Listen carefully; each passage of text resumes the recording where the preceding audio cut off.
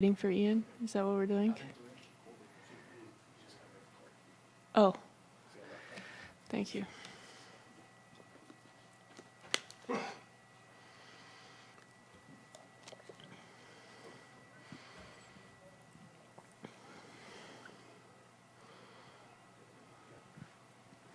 Katie, obviously, tough loss on Wednesday.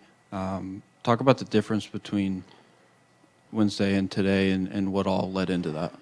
Yeah, I think we were obviously not happy with our fourth quarter against Nebraska. A lot happened in the last 2 days, and I think our group just responded. Challenged them to just make winning enough. Put everything else aside, focus on the game at hand, forget that we were 12-6, forget that we had 10 league games left. Focus at the game at hand, go make sure we were going 1-0, doing everything we can to win every possession. And I thought our first half, even when we missed shots early in the game, our ball movement was great. It was the way basketball is supposed to be played. And then our defensive just effort and intensity and our focus on being locked into what we were trying to do.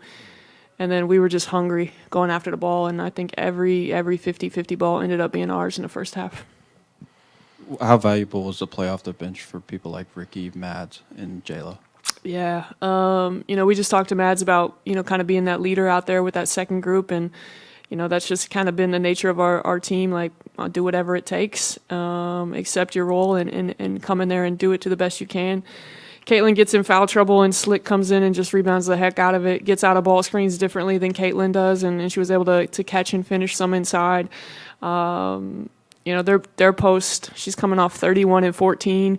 I think the game before she had 24 and a double-double. They've been averaging almost 40 points in the paint. We held them to 20. I think our attention to detail and what we wanted to do with their big inside was really good. And obviously that's Caitlin and Slick in there, but I thought our help, we were in the help line where we were supposed to be on every post catch. What do you think allowed Lisha to kind of get things back going at the end of the day? She's just got to know that I believe in her. She's we talked about it on Thursday. When golfers kind of get the yips and you just start shanking around the green, it's kind of where Lisha was in her own mind and started thinking about it too much. And I think she just needed to hear me say I believed in her, hear our group say that they believed in her. I think she watched a lot of her makes with Coach Kuchar, just having some confidence, and we got to let Lisha be Lisha. She's got to be able to be who she is, because that's been what we've been missing, especially in the fourth quarter. And she gets 2 threes to fall in the first quarter, hits a massive 3, I think, in the fourth quarter when we were going a little stagnant there. But yeah, Lisha's got to be Lisha, and she's got to know how much we believe in her. Last game from Minnesota, Alana Michaud had 31 points, and you guys held her to 2 today. Was that like a defensive, something that you guys focused on really in practice, or how did you guys execute such a good defense strategy against her? Yeah, she's been scoring all the points in the paint. She's been on an absolute tear, and she's a really, really good basketball player. Good athlete, skilled, got the body for this level.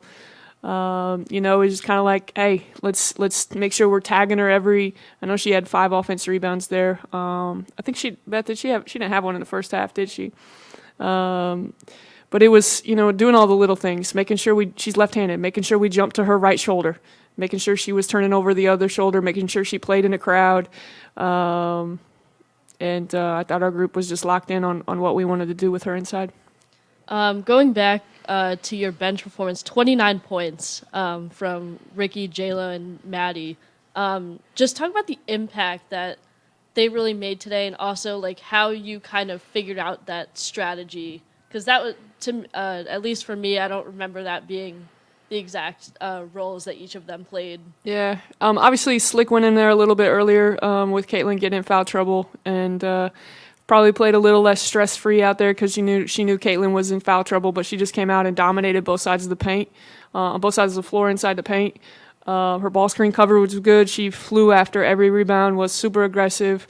Madison just kind of controlled the tempo in that second group. Knocked down a couple shots there in the first half, and just kind of always steady for us out there. And then I think we saw some flashes of who Jayla can be.